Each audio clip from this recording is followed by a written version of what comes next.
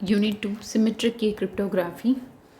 These are the topics to be discussed: linear and differential cryptanalysis, block cipher modes of operation, and AES. It is advanced encryption standard. It is the advanced form of data encryption standard. So we'll see one by one. Linear and differential cryptanalysis. We all know what is cryptanalysis. Is nothing but is an attack which is used to breaking the secret code, that is ciphertext, which is generated by the encryption algorithm or encryption process. So there are two cryptanalysis. One is linear and differential cryptanalysis. Both are nothing but an attack. So what is linear cryptanalysis? It is an attack to apply on a particular action of the cipher. That is nothing but linear cryptanalysis. We all know linear is nothing but the single step. So it is an action or it is an attack on the particular cipher. To find out the approximation on the attack of the cipher is nothing but linear cryptanalysis. And differential cryptanalysis, it is a study about how the differences in the information input can affect the resultant differences of the output. That is differential cryptanalysis.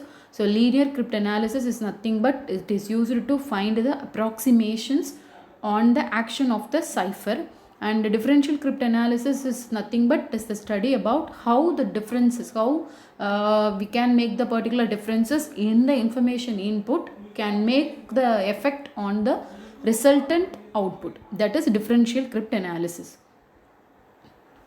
So the next topic is block cipher modes of operation. We all know what is block cipher. So it processes the data as a block of fixed size. Usually the size of message is larger than the block size. So in that case, the longer message is divided into the series of sequential message, and the cipher operates on these blocks one at a time. That is block cipher. So in block cipher there are several modes of operation. We will see one by one. There are 5 modes of operation in block cipher. First one is electronic code book, that is ECB mode, electronic code book. This is the block diagram or block structure for ECB mode. Here the user takes the first block of the input plain text and encrypt it with by using the key to produce the first block of ciphertext. Then the particular ciphertext which given as then the particular ciphertext used as for the decryption process, for the reverse process. And then also the second block of plain text follows the same process by using the same key, and further the process should be go on. So here the ECB mode is deterministic. We all know what is deterministic. If we have any way or any path to find out the particular input symbol, that is known as deterministic. It is easily determined by anyone. That term is known as deterministic. So here if the plain text block P1, P2, M2, several plain text block which is depend on the given information or encrypted twice under the same key, then the output cipher blocks will be the same one. So here the ECB mode is deterministic. So this is the structure diagram for ECB mode. Here each and every individual plain text block is given as the input of encryption process, and that plain text blocks with the use of key to produce a ciphertext block, and for the decryption process it is reverse. It take the ciphertext as the input and produce plain text as the output by using the same key. So the second mode of operation is cipher block chaining mode, that is CBC. So here the CBC mode provides the message dependence for generating ciphertext, and it makes the system is non-deterministic. So in the previous mode that is deterministic, ECB mode is deterministic, which is determined by anyone, but the CBC mode makes the system is non-deterministic by using of initialization vector. So the operation in CBC mode are, the first point is it have to load the initialization vector, that is denoted by IV in the top of the register. Then the XOR operation is performed with the plaintext block with the particular data which is loaded in the top of the register. So it is used to encrypt by using the XOR operation with the block cipher with the key, particular key which is given at the input stage. So we have to feed the particular ciphertext block into the top register and to continue the operation until all the plaintext blocks are processed. So for decryption process, the IV data, IV is initialization vector, It is XORed with the first ciphertext block which is decrypted, and the first ciphertext block is also fed into the register, replacing the particular IV for decrypting the next ciphertext block. So here the one new term IV is introduced in the top of the register. With the use of that, the CBC mode is non-deterministic. So it is not determined by anyone easily. So the third mode is CFB mode, that is cipher feedback mode. So here the important point is feedback is the most important one. By using that feedback, the particular mode of operation is used. So initially the IV, same initialization vector, is loaded in the top of the register, and the data is nothing but plain text value that is encrypted in top register with the use of key value. So take only here MSB in the rectangle box, right, select MSB, that is most significant bit. So take the most significant bit of that encryption process, and that value is XORed with the perform XOR operation with the plaintext message. So we can feed this plaintext ciphertext value into the next top register by shifting already the present data to the left. We have to perform the left shift operation by with a single bit, and until all plaintext blocks are processed. So the previous ciphertext block is encrypted with the key, and then the result is XORed with the current plaintext block. So this is the next structure diagram. So similarly, all the steps are followed for the decryption process. So here IV is initially loaded at the start of the decryption process. So this is the mode of operation of CFB. Here the important point is feedback system is used for this particular operation. So the next mode is output feedback mode, OFB. So this mode of operation involves, it is used usually the successive output blocks from the existing system. That's why this mode is called as output feedback mode, because the previous mode is called as cipher feedback mode. In that, here the words and cipher feedback, which means we have to feed the ciphertext to the next block. So in the last step, we have to perform the XOR operation of the given plaintext segment with the most significant bit of the above encryption value that can be fed into the next encryption process. That's why this mode is called a cipher feedback mode. We have to feed the ciphertext to the next structure, that is cipher feedback. But this mode is output feedback mode. Here we are feeding the successive output block from the existing system. That's why this mode is called as output feedback mode. So here the key is XORed with the plaintext block. The output feedback mode requires an initialization vector as the initial input block, and also the IV need not be secret. It may be not it is not enough to be maintained the secrecy, because initialization vector is not the big issue for an attacker or intruder to break the secret code which is produced by the encryption process. So it is not to be secret. This is the fourth mode of operation, and the final mode of operation is counter mode. So in the word sense counter, we have some counter value. So for each and every block mode of operation, we have to increase the counter value by one. That concept is known as counter mode. So initially we have to load the initial counter value in the top of the register, is same as both for the sender and receiver. So here sender wants to send some plaintext information to the receiver. So the sender using the encryption process to convert the given plaintext into ciphertext, and the receiver get the original information by performing the decryption process. That is nothing but they can decrypt the ciphertext which is delivered from the sender side, and to retrieve the original plaintext information. So encrypt the content of the counter with the key and place the result in the bottom register. So it is used to take the first plaintext block P1 and XOR the content with the bottom register. The result of this is C1, that is ciphertext. So we have to send the particular ciphertext value C1 to the receiver and update the counter by 1. So the counter value update replaces ciphertext feedback in the CFB mode, that is cipher feedback mode. So continue this process until the last plaintext blocks has been encrypted. So the decryption process is the reverse process. So the ciphertext blocks is XORed with the output of counter value. So the after encryption of each ciphertext block, the counter is updated in case of encryption. So for encryption process, the counter value is increased, but decryption process, the counter value is decreasing. So this is the final block mode of operation, block cipher mode of operation. So there are 5 modes in block cipher modes of operation. It is very important topic. The first one is electronic code book, and the second one is cipher blockchaining mode. Third one is cipher feedback mode, and the fourth one is output feedback mode, and the last one is counter mode.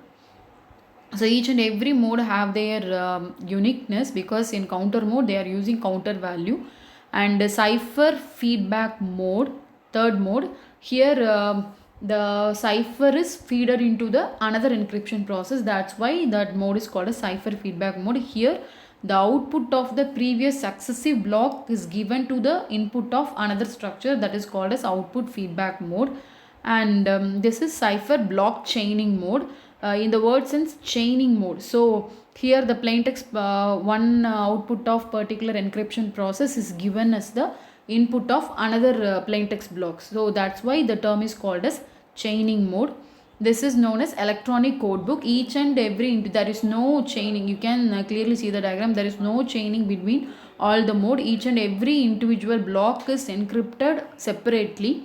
So this is electronic code book. Here there is chaining concept in each and every plaintext block. That's why the mode is called as cipher block chaining. Here also the ciphertext is fed into the next block. So cipher feedback mode. Here the output, successive output blocks have to be fed. That's why the mode is called as output feedback mode. Here the counter value is used for encryption and decryption process. So the mode is called as counter mode. So the next topic is advanced encryption standard, AES. So this is the most familiar symmetric encryption algorithm. We all know what is encryption and what is symmetric. So it is found that it should be 6 times faster than triple DIS. We all know what is DIS. So it is 6 times faster than triple DIS. So these are some of the features of AES, advanced encryption standard. So it is symmetric key block cipher. So what is symmetric, what is block cipher? And the key size is 128 bit data, and the minimum key size is 128 bit, but the AES should have 192 and 256 bit keys, depends on the round, and it should be faster than the triple DIS. And AES provide full specification and design details for each and everything, and it is implemented in C and Java. So these are some of the features, special features of AES. And these are the some of the operations to be performed in AES. AES is an iterative cipher rather than feature cipher, which means AES does not implemented based on feature cipher, because DIS based on feature structure, but AES does not based on feature cipher, because AES is an iterative process. We know that the word iterative, repetition, some of the steps are repeated in AES. So AES is not implemented by feature cipher, and AES is fully based on substitution and transposition network. Transposition is otherwise called as permutation, and it is the combination of linked operation, that is substitution and permutation. AES performs all its computations on bytes rather than bits, right? So here AES using 128 bit key or plaintext block as 16 bytes, because 1 byte is equal to 8 bit. So 16 into 8 is equal to 128 bit, right? So here we can AES have to perform all the computations as byte rather than bit, right? But it accepts only 128 bit, but AES process by byte rather than bit. So 128 bit is equal to 16 byte. So AES performed the operation performed based on 16 bytes. And also these 16 bytes are arranged in 4 columns and 4 rows, that is 4 cross 4 matrix.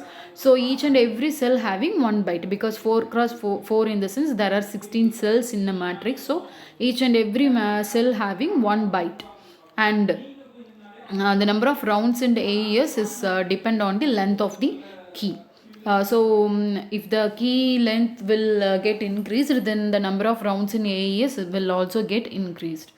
AES uses 10 round for 128 bit keys and 12 rounds for 192 bit keys and 14 rounds for 256 bit keys.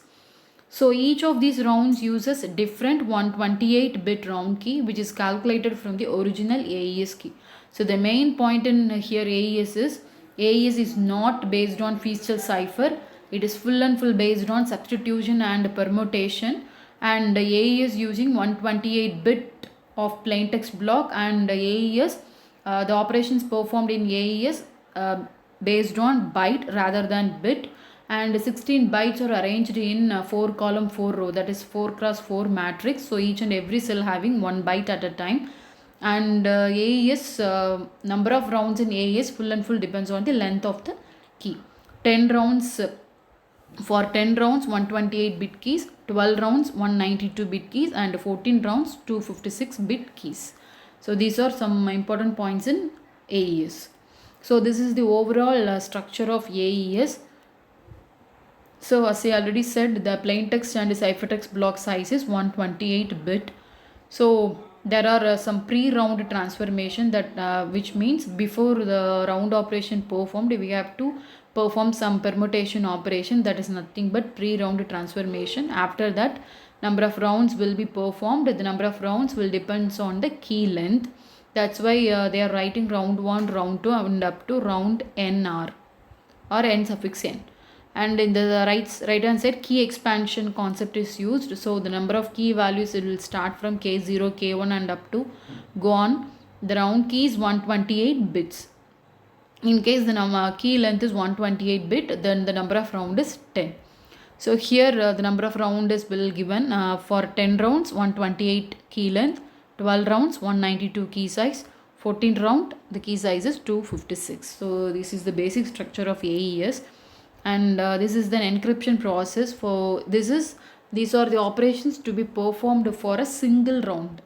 So there are several rounds. The rounds will depends on the key length of AES, but for each and every round having 4 functions, that is bytes, that is substitution of bytes or byte substitution. Second function is shift rows. Third function is mix columns, and last function is add round key. And each and every round, or otherwise the encryption will start with add round key function and ends with add round key function. But for each round having 4 functions, the functions are sub bytes, shift rows, mix columns and add round key. Right. So we will see one by one function. There are 4 functions. First function is sub bytes.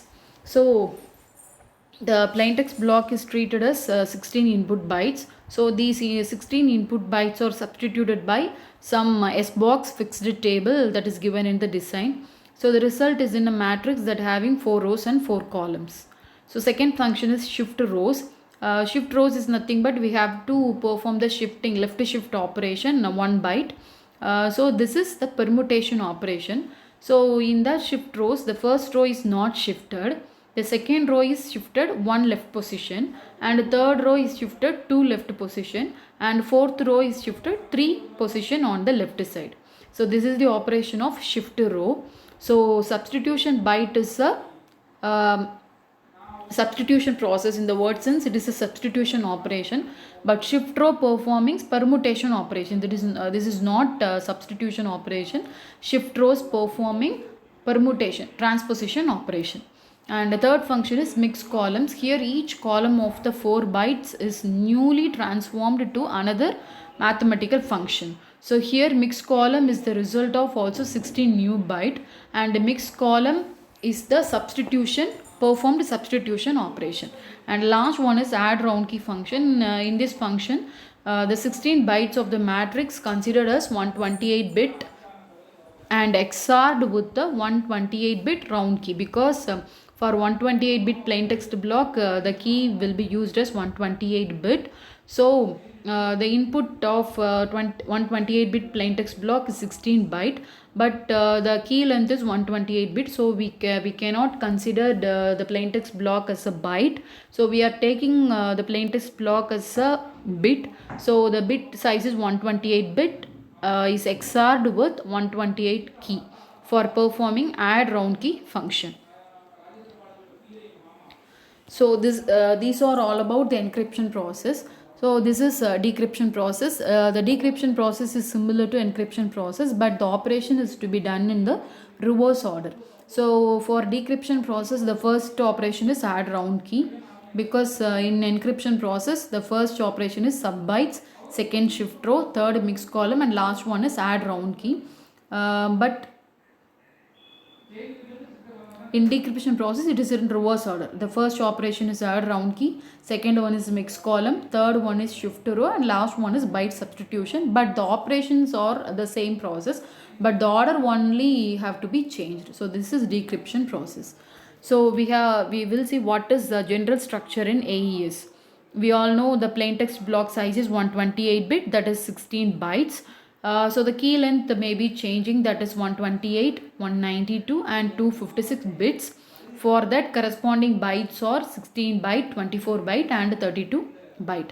So this algorithm is referred as AES 128, AES 192 or AES 256.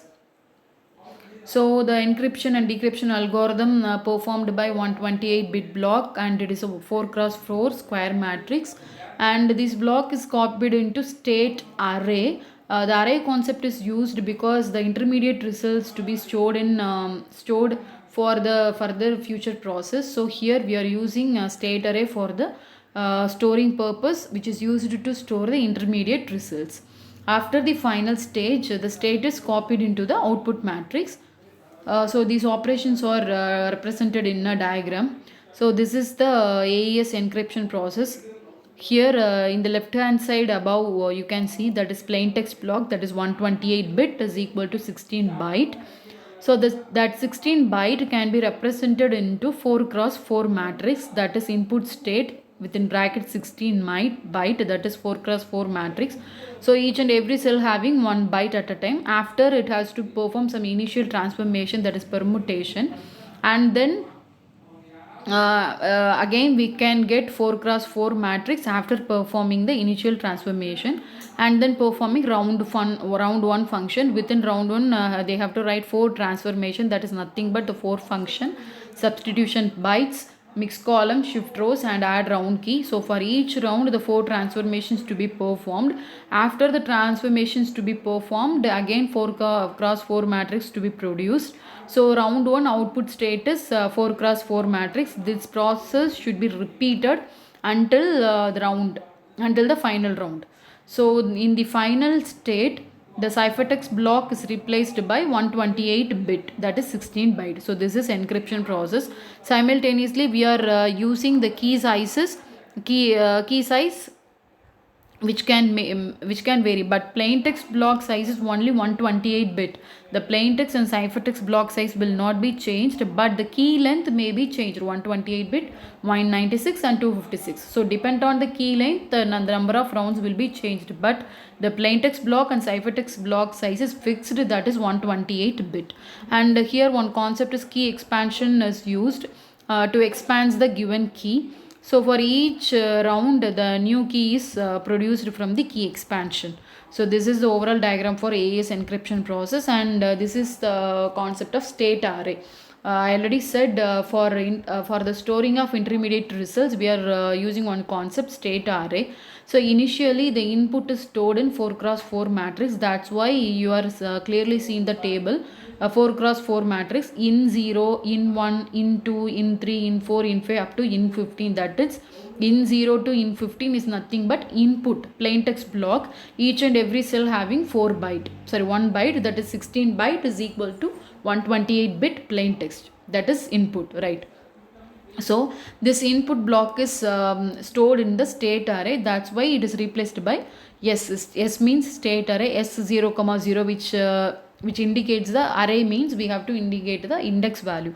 That's why they are writing as 0, 0, 0, 1, 0, 2 and 0, 3. Similarly, the intermediate results are stored in the state array. At some final stage we are getting the output, so the output will be written in the output matrix, that is 4 cross 4 matrix.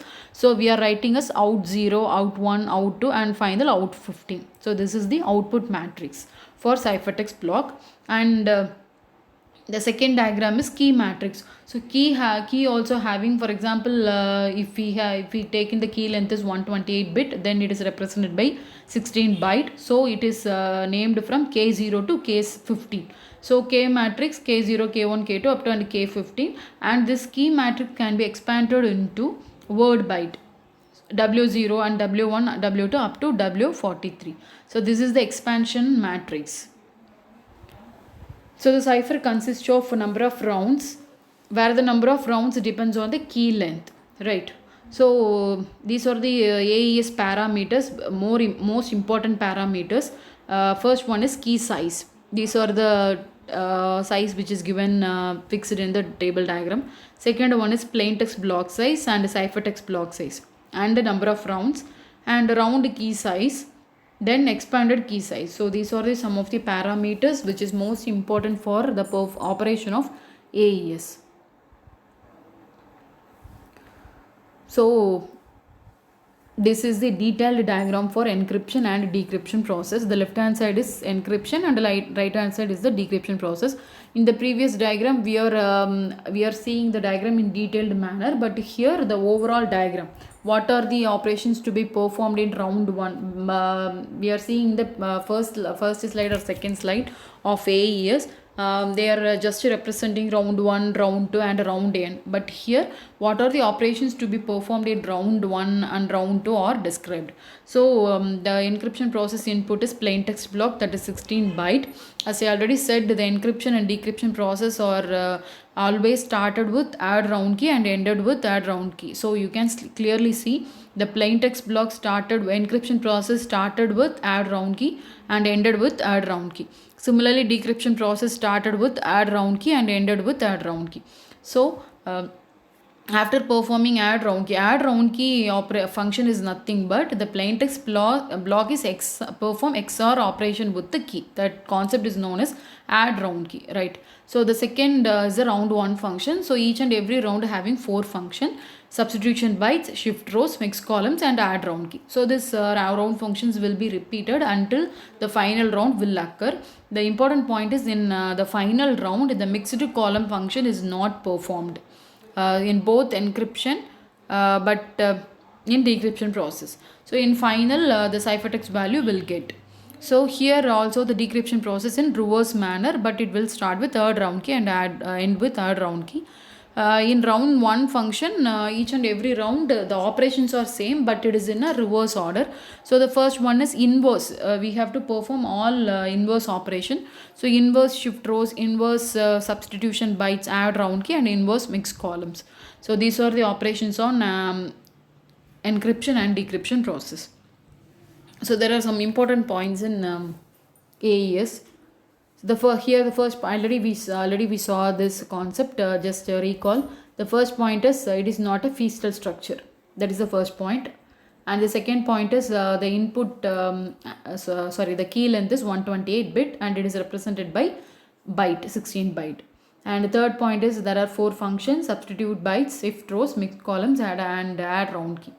The fourth point is the cipher begins with an add round key followed by 9 rounds that each includes all 4 stages and followed by the 10th round of 3 stages, which means in case there are 10 rounds in AES, in the sense the first 9 rounds having 4 stage but 10th round only having 3 stages except mix column. So in the 5th step, the add round key stage is nothing but which is used to perform XOR operation of plain text block with the key. That function is known as add round key. So that is the same point in 6th point also. So the 7th point is each stage is easily reversible for decryption process. That is the 7th point. And eighth point is in decryption algorithm make use of the expanded key in reverse order. All operation performed in decryption algorithm is in reverse, right? So the ninth point is, and once it is established that all four stages are easily reversible, right, it is easy to verify that decryption does recover the plain text. And the final point is the final round of both encryption and decryption process consists of only three stages except mixed columns, but in decryption process all steps are done in reverse order, right? These are the 10 important points in AES process. And this diagram is represented on the detailed diagram of to be performed in the single round. For single round there are four operations. One is substitution byte and a mix column, shift rows and add round key. That four functions to be performed only this diagram. So initially the state to be represented because each and every individual or intermediate results to be stored in state array. So here the state can be represented by 16 cell because it can be represented by 16 byte. Each and every cell represent 1 byte. So the first function or first operation in round function is substitution byte by using standardized S box. So for each and every cell having S box, that is standardized table. So by using that table we are easily substituting 16 byte into another byte value. So the result is again stored into state array. So again we are writing state for 16 byte. Then the second operation in round function is shift row. So they are writing some box and particular dot and moving into the left side direction, because the first row should not be shifted, and the second row perform one left shift, third row perform two left shift, and fourth row perform three left shift. That operation will be represented by that arrow mark. And again the result, intermediate result, is stored in the state array 16 byte. Then perform mixed column. So they are writing mixed column is represented by M. Again the result is stored in the state array. And finally perform add round key function is nothing but which perform the XOR operation. So that's why we are writing the symbol plus round, and finally the result is stored in the another state array. So these are the single round function operation is represented in a graphical manner. So the final point in AES is some important evaluation criteria for AES, because AES is more secure and faster than triple DES. Why AES is more secure than DES? The first point is security, because this refers to the effort required to cryptanalyze an algorithm. Because the key length of size is 128 bit and it may be vary, because the key having 128 bit, 196 and 256. So for the intruder or attacker or cryptanalyst, it is very difficult to break the key size, and also the number of rounds will depend only on key size. So if the single bit of change in plaintext will make the very big change in all the ciphertext and all the rounds and all the key length. So it is very difficult for the attacker to break the ciphertext or cryptocode. So it is more secure. And the second point is cost. Because here we are using key length may be vary and number of rounds will also vary. So the cost will also get increased. But it is very secure. And the final criteria is algorithm and implementation characteristics, because in encryption algorithm there are some expansion keys used, state array is used, and round functions, several round functions used. In each and every round function having four functions, four operations. So the algorithm and implementation, it is very simple and it is very difficult to implement. So these are some criteria for AES for the successful and for more secure.